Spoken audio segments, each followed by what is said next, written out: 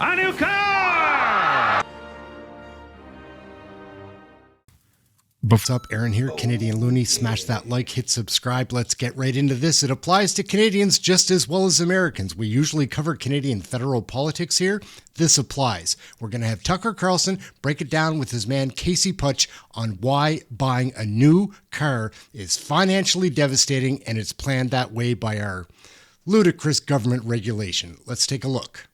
Like, what's Reminder, gang, if you're enjoying the video, smash like, hit subscribe, get your Canadian federal politics right here. Let's get back to Tucker and Casey. Wrap it up right there, gang. Smash that like, hit subscribe if you've enjoyed this video. Ciao for now. Aaron, thanks for watching. We'll catch you in the next one. We're out. Ciao, gang.